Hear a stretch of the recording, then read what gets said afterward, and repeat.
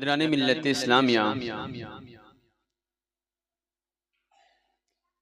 पारा नंबर 29 की आयत करीमा की तिलावत का शरफ हासिल किया है। अल्लाह तबारक व तआला इरशाद फरमाता है, या अय्युहल्लज़ीना आमनू तूबू इलल्लाहि तौबतन नसूहा। अल्लाह अपने ईमान वाले बंदों को मुखातब करके इरशाद फरमाता है, ऐ ईमान वालों, अल्लाह की बारगाह में सच्ची तौबा करो। अल्लाह तबारक व तआला अपने बंदे को हर हर आन हर लम्हा मुलाहिजा कर रहा है। चाहे बंदा जाहिर में, बातिन में, खलवत में, जलवत में, पोशीदा तौर से, खुले तौर से, तन्हाई में, हाजरीन में गुनाह करे, अल्लाह तबारक व तआला हर लम्हा अपने बंदे को देख रहा है। जब जब बंदा गुनाह करता है अल्लाह तबारक व तआला उसको देख रहा है। इसीलिए अल्लाह तबारक व तआला इरशाद फरमाता है, तूबू इलल्लाहि तौबतन नसूहा, कि तुम गुनाह करते हो, आओ अल्लाह की बारगाह में सच्ची तौबा करो। नसूहा का माना ही होता है ऐसी तौबा करो कि जिस तौबा पर तुमने गुनाह किया है, जिस गुनाह पर तुमने तौबा किया है, उस गुनाह से तुम्हारा दूर दूर तक वास्ता न रहे। नसूहा का माना ऐसा होता है। अल मुख्तसर यह है कि सच्ची तौबा करो। तौबा के बाद बंदा अल्लाह की रहमत के साए में आ जाता है।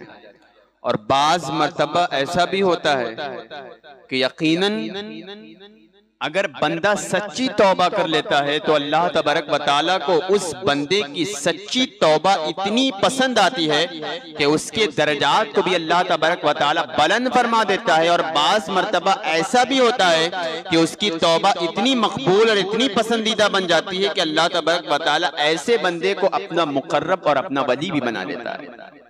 तो तौबा यह बहुत बड़ी चीज है, बहुत बड़ी बात है अगर सच्ची तौबा है।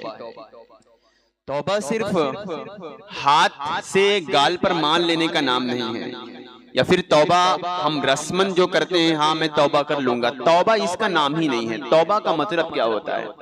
तौबा का मतलब ये होता है कि जिस गुनाह को हमने कर लिया, उस गुनाह को हम निदामत के साथ, यानी हम शर्मिंदा हो जाए उस गुनाह पर। और शर्मिंदगी की अलामत ये है कि हमारा दिल बार बार कोसे, हाँ मैंने ये गुनाह कर लिया है, और शर्मिंदगी के आंसू हमारी आंखों से जारी हो जाए, तब ये पता चलेगा कि हम उस गुनाह पर शर्मिंदा है।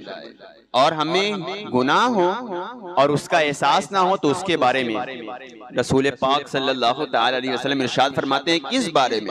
कि हमें गुनाह हमने कर लिया लेकिन हमें एहसास नहीं है कि कोई बड़ी बात नहीं है, जाने दो, फिर तौबा कर लेंगे। हमें अंदर से अपने आप को कोसना या अपने अंदर से अपने आप को हमें शर्मिंदगी महसूस नहीं होती है। रसूल पाक सल्लल्लाहु तआला अलैहि वसल्लम ऐसे शख्स के बारे में इरशाद फरमाते हैं कि जब बंदा एक गुनाह करता है तो उसके दिल पर, जो उसका दिल है, उसके दिल पर एक काला सियाह दाग पैदा होता है।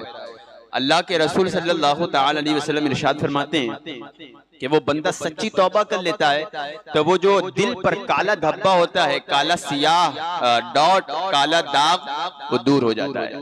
लेकिन रसूल पाक सल्लल्लाहु तआला अलैहि वसल्लम आगे इरशाद फरमाते हैं कि जब बंदा गुनाह करता है और तौबा नहीं करता तो उसके दिल का जो धब्बा है, जो बिंदी की निशान है, जो डॉट है, वो बढ़ता जाता है, बढ़ता जाता है, यहाँ तक कि अल्लाह के रसूल सल्लल्लाहु तआला अलैहि वसल्लम इरशाद फरमाते हैं कि गुनाह करते करते एक ऐसी हालत आती है तो वो पूरा सियाह दाग पूरे दिल को घेर लेता है, यानी पूरी स्याही से, पूरे काले दाग से पूरा दिल घेर जाता है, इर्द गिर्द काली स्याही जम जाती है। और कुरान पाक में उस चीज को रैन कहा गया है कि तुम्हारे दिलों पर रैन छा गई है। और जब बंदा इस कैफियत में, इस पोजीशन में, इस हालत में पहुंच जाता है तो पता है फिर क्या होता है? उस बंदे को गुनाह नहीं लगता। उसे गुनाह नहीं लगता, उसे गुनाह का एहसास नहीं होता, गुनाह को भी वो अच्छा समझकर करता है। उसे ख्याल नहीं आता कि ये काम से बचना चाहिए, यकीनन ये गुनाह का काम है, लेकिन दिलों पर इतना दाग जम चुका है, दिल इतना सियाह और काला हो चुका है कि उसे फिर एहसास नहीं होता। वो इम्तियाज भूल जाता है कि नेकी का काम क्या है, गुनाह का काम क्या है। नेकी और गुनाह के दरमियान वो फर्क करना भूल जाता है। आप जरा अपने समाज, अपने सोसाइटी और अपने आप का जायजा लें कि क्या आज हमारा दिल सियाह तो नहीं हो गया। आज वो रैन जिसके बारे में अल्लाह ने कुरान पाक में इरशाद फरमाया है कि उनके दिलों पर रैन छा गई है, कहीं ये कैफियत हमारी तो नहीं बन गई है, कहीं ये हालत हमारी तो नहीं बन गई है कि हम कारोबार में, हम बिजनेस में, हम काम में बराबर झूठ बोलते रहे और हम ये चलते रहे और ये कहते रहे कि बगैर झूठ के कारोबार नहीं चलता। यकीनन ये अलामत है कि कहीं ना कहीं हमारे दिलों पर दाग लग चुका है, हमारा दिल भी काला पड़ चुका है। आप जरा अपना जायजा लें, हर आदमी अगर अपना जायजा ले तो यकीनन वो बदलने की उम्मीद है, कोशिश करेगा। आप जरा अंदाजा करें कि झूठ हमारे समाज में इतना आम हो चुका है कि हमें जर्रा बराबर भी इसका ख्याल नहीं है, एक जर्रा भी इसका एहसास नहीं है। आज हराम माल कमाने में किस तरीके से हम कमा रहे हैं, कौन सा इसका रास्ता है, माल कमाने में हम ये नहीं देखते। कोई भी हराम तरीका हो, झूठ बोलकर, धोखाधड़ी कर कर, साड़ी कुछ के लिया या काम कुछ के लिया और करके कुछ दिया, इस तरह धोखेबाजी से हम काम कर रहे हैं। क्या ये हराम है या हलाल है, सारे जानते हैं। और फिर अगर आप जायजा ले इस तरह तो बहुत सारी ऐसी चीजें हैं कि हमें गुनाह नहीं लगता। वालिदैन की नाफरमानी, नमाजों की कज़ा पर कज़ा, एक वक्त हम नमाज नहीं पढ़ते, कहीं ना कहीं हमारे दिलों पर रैन छा गई है, हमारा दिल भी काला हो गया है। और अगर इस दिल की स्याही को दूर करना है, इस दिल के दाग को दूर करना है, इस दिल को रोशनो मुनव्वर करना है, तो कुरान पाक इरशाद फरमाता है, या अय्युहल्लज़ीना आमनू तूबू इलल्लाहि तौबतन नसूहा। कहीं और जाने की जरूरत नहीं है, बल्कि आओ बारगाहे इलाही में, अल्लाह की बारगाह में अपने तमाम गुनाहों को इकट्ठा करके हाजिर हो जाओ और शर्मिंदगी के साथ रब की बारगाह में झुको और सच्ची तौबा करो। अल्लाह कहता है एक तौबा पर, एक निदामत पर उसके सारे गुनाहों को मिटाकर राख कर देगा। तो जरूरत इस बात की है। यकीनन आज हमारा ज़मीर इतना मुर्दा हो चुका है, हमारा दिल मुर्दा हो चुका है, हमारे दिलों पर ऐसी रैन छा गई है कि हमें गुनाह का एहसास नहीं होता। हलाल हराम की तमीज, गुनाह और नेकी के दरमियान फर्क, क्या चीज गुनाह है, क्या चीज नेकी है, आज हमें समझ नहीं आता। बल्कि बाज लोग तो ऐसे भी होते हैं कि कुछ तो ऐसे होते हैं कि हाँ गुनाह पर उनको शर्मिंदगी हो जाती है कि हाँ मुझसे ये गुनाह हो गया है।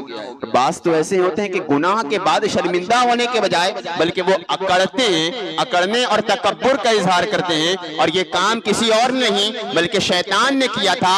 अकड़ने और गुनाह पर तकब्बुर एक मर्तबा शैतान ने किया, पूरी जिंदगी की इबादत उसकी मलिया मेट हो गई सिर्फ एक अकड़ने की बुनियाद पर। आज हम और आप क्या हैं, हम तो दिन ब दिन और दिन रात गुनाह करते हैं। तो हमें तो ज्यादा से ज्यादा शर्मिंदा होना चाहिए। शब बारात की रात आने वाली है, इससे अच्छी रात और इससे बाबरकत रात हमें कहां हासिल होगी। शब बारात तो यही रात ही है, बरी होने की रात है, गुनाहों से दूर होने की रात है, गुनाहों से अपने आप को बचा लेने और गुनाहों का बोझ अपने सर से उतारने की रात है। तो हम इस रात में ज्यादा से ज्यादा मामूल बनाएं कि इस रात में अल्लाह की बारगाह में सच्ची तौबा करें और अल्लाह की बारगाह में ऐसी सच्ची तौबा करें कि दोबारा हमें उस गुनाह का एहसास तक ना आए, दोबारा हमें उस गुनाह का ख्याल ना आए। रसूल पाक सल्लल्लाहु तआला अलैहि वसल्लम ने इरशाद फरमाया कि अल्लाह तबारक व तआला 15वीं शाबान यानी शबे बारात की रात में अल्लाह तबारक व तआला बनु कल्ब की बकरियों के बालों के बराबर अल्लाह लोगों की मग़फ़िरत फरमाता है और ऐसे ऐसे लोगों को जहन्नम से आजाद कर देता है कि जिनके ऊपर जहन्नम का अजाब लाजिम व वाजिब हो चुका था। तो जरूरी है कि हम उस फेरिस्त में शामिल हो जाए कि जो तौबा करने वाले बंदों की फेरिस्त है, जन्नत में जाने वालों की फेरिस्त है, ना कि हम उस फेरिस्त में शामिल हों जो जहन्नम का रास्ता है, जो जहन्नम में जाने वालों का रास्ता और उनकी फेरिस्त है। तो शब बारात में हम ज्यादा से ज्यादा इसकी तैयारी करें। लेकिन आज मुसलमानों के यहाँ, खुसूसन हमारे अहले सुन्नत और सुन्नियों के यहाँ हर त्योहार को खाने पीने से मुंसलिक कर दिया गया। आप जरा उठाकर देखें, हर त्योहार को खाने पीने से मुंसलिक कर दिया गया। शब बारात में देखें, आज सुन्नियों के हर घर से आप देखें हलवे की महक आएगी, जबकि शब बारात किस चीज की रात थी? एक भी शख्स बता ना पाएगा कि हकीकत में इसका ताल्लुक किस चीज से था। हालांकि तुम्हारे घरों से तो कुरान की तिलावत की आवाज आनी चाहिए थी, तुम्हारे घरों से तौबा की खुशबू आनी चाहिए थी, तुम्हारे घरों से कुरान की तिलावत और नमाजों की बाबरकत खुशबू आनी चाहिए थी, लेकिन आज सुन्नियों के यहाँ सिर्फ हलवे की महक हर घर से आती है और इबादत के नाम पर हम जीरो, अमल के मामले में जीरो, सिर्फ खाने में हम सबसे आगे। रमजान उठा कर देखें, आज हाल तो ये है कि शब बारात में अगर बुरा लगे तो मुझे माफ फरमा, इसलिए कि मैं जो दर्द देखता हूँ कौम का मुझसे देखा नहीं जाता और फिर मुझे कहना पड़ता है, इसलिए कि आज कौम जलील और रुस्वा होने का नतीजा हम खुद बने बैठे हैं। शब बारात बरी होने की रात थी, तौबा करने की रात थी, इबादत करने की रात थी, अपने गुनाहों को अल्लाह की बारगाह में बख्शवाने की रात थी, लेकिन आप देखें कब्रिस्तान के रास्ते में देखें पापड़, चिकन और कहीं क्या क्या इतनी दुकानें लगती है, क्या हम कहां चले गए? एक रात हमें गुनाहों का बोझ उतारने की रात के लिए मिला था और हम उसी रात में खाने पीने में गुजार देते हैं। आज हमारे नौजवान तबका बाइक लेकर स्पीड में इधर मजार उधर मजार, इधर मजार उधर मजार, सारी मजारों का चक्कर काटते रहते हैं। मैं मजारों का मुखालिफ नहीं, मजाराते औलिया की हाजिरी हमारे असलाफ का तरीका है, लेकिन नमाजों को छोड़कर हम मजाराते औलिया पर हाजिरी देंगे, वो वली भी आपका फैज अपने फैज देने से आपको दूर रखेंगे, बल्कि वो भी आपसे मुंह फेरे नजर आएंगे। तो जरूरत इस बात की है मजार जाने से पहले मस्जिद आए, मस्जिद में अल्लाह की बारगाह में सजदा करें, पहले अपने फराइज को अदा करें, उसके बाद मुस्तहब्बात पर अमल करें। आज हमारा हाल ये बन चुका है कि हमने फराइज को सबसे नीचे लाकर छोड़ दिया और मुस्तहब्बात को सबसे ऊंचा मकाम दे दिया। क्या ये नहीं हो रहा है? आज हम रात भर खाने पीने में गुजार देते हैं और सुबह होती है हम कितने तो ऐसे होते हैं कि बगैर फजर की नमाज पढ़े सो जाते हैं। उस कौम का क्या हाल होगा? क्या होगा इस कौम का हाल? मुझसे तो देखा नहीं जाता। लोग मस्जिदों में पेशाब करने तो आते हैं, लोग मस्जिदों में हाथ धोने और गुस्ल करने तो आते हैं, लेकिन उनको नमाजों की तौफीक नहीं मिलती। ये आज हमारा हाल बन चुका है। आज हम कहां जा रहे हैं? आज हमारा हाल ये है कि शादियों में लोग जूता चोराई के नाम पर 10-10 हजार 5-5 हजार रुपए दे रहे हैं, इस नाम पर, चोरी के नाम पर। क्या कौम की बर्बादी इस नाम पर नहीं आएगी? आज हाल ये है कि 10-10 20-20 लाख रुपए लोग शादी में कर रहे हैं और मस्जिद में ताउन के लिए जब उनके सामने गल्ला लाया जाता है तो आगे धीरे से बढ़ा देते हैं। ये हम कहां जा रहे हैं? कौम की बर्बादी का जरिया कोई और नहीं, ये जालिम हुक्मरान नहीं, बल्कि हम खुद बने बैठे हैं। अपने अंदर झांक कर हमें देखना होगा। आज हमारा हाल ये बन चुका है। अफसोस पर अफसोस की बात है कि आज हमें नमाजों की तौफीक नहीं मिलती। आप जरा अंदाजा करें, एक बार दिल से सोचें, एक बार दिल से सोचें, अल्लाह तबारक व तआला ने हमें इंसान बनाए, ये अल्लाह की नेमत है कि नहीं? है कि नहीं अल्लाह की नेमत? मुझे बताएं। इंसान के साथ साथ हमें मालो दौलत से, कारोबार से, घर से, मकान जायदाद से, गाड़ी से, कार से, बाइक से, हर चीज की नेमत से नवाजा है कि नहीं? सबके पास ये नेमत, इतनी बड़ी नेमत, ये हमारी सांसें चल रही है, ऑक्सीजन बाहर आ रहा है, ले रहे हैं। अगर आप हॉस्पिटलाइज हो जाए, अगर कोई ज़ईफ शख्स के साथ अगर ऐसा हुआ होगा तो 1 घंटों की ऑक्सीजन कई हजार रुपए में मिल रही है। लाखों रुपए लोग ऑक्सीजन का दे रहे हैं, फ्री में ऑक्सीजन हमें मिल रही है। अल्लाह की नेमत है कि नहीं? हम आंख से देख रहे हैं, कान से सुन रहे हैं, हाथ से काम कर रहे हैं, पैर से चल रहे हैं, जबान से बोल रहे हैं, अच्छा खा रहे हैं, पहन रहे हैं, ओढ़ रहे हैं, सो रहे हैं, जाग रहे हैं, मोबाइल हाथ में अच्छा, पहनने के लिए अच्छा लिबास, हर चीज हमारे अच्छा। अल्लाह की नेमत इतनी कि हम शुमार नहीं कर सकते, अनगिनत अनलिमिटेड नेमत अल्लाह की हमारे पास है। क्या हमारा इतना भी हक नहीं बनता कि जिस रब ने हमें इतनी नेमत से नवाजा है हम उसके लिए 5 वक्त की नमाज पढ़ सके? हम इतने ज़मीर, हम इतने नाफरमान हो गए। अगर कौम बनी इसराइल से अगर देखना होगा तो आज कौम बनी इसराइल के बराबर हमारा गुनाह नहीं है, बल्कि उनसे ही ज्यादा होगा, उनसे कुछ कम नहीं होगा। इतनी नेमतें अल्लाह की हम खाकर उसी की नाफरमानी कर रहे हैं। जिस रब ने हमें अनलिमिटेड नेमतों से नवाजा, बेशुमार नेमतों से नवाजा, क्या हम उसकी नेमतों के शुक्रानों के तौर पर 5 वक्त की नमाज भी जमात के साथ नहीं पढ़ सकते? ये आज हमारा हाल बन चुका है। हमारे लिए होना तो ये चाहिए था कि हम 24 घंटा अगर अल्लाह की इबादत में जिंदगी गुजारते, तब भी उसकी एक नेमत का भी शुक्र अदा नहीं हो सकता था जितनी नेमत अल्लाह ने हमें नवाजा है। आप एक बात और भी सुन लें, जब अल्लाह तबारक व तआला की नाफरमानी के बावजूद, अल्लाह के हुक्म को पीठ के पीछे फेंकने के बावजूद हम हर लम्हा अल्लाह की नेमत का शुक्रिया अदा ना करके अल्लाह की नाफरमानी हर लम्हा करके, अल्लाह तबारक व तआला जब हमें इतनी नेमतों से नवाजा है, जब हम उसके बताए हुए रास्ते पर चलेंगे, जब हम उसकी फरमा बरदारी करेंगे, तो तब अल्लाह तबारक व तआला हमें कितनी नेमतों से नवाजेगा। नाफरमानी के बावजूद जब अल्लाह ने हमें इतना सब कुछ दिया है, तो फिर जब हम उसकी फरमा बरदारी करेंगे तो हमें अल्लाह तबारक व तआला कितना कुछ अता करेगा। तो सोचें समझें, कहीं ऐसा ना हो कि हमें भी उन लोगों में शामिल होना पड़े कि जिनका हश्र कब्र में अजाब और मैदान महशर में जहन्नम का रास्ता बन जाए।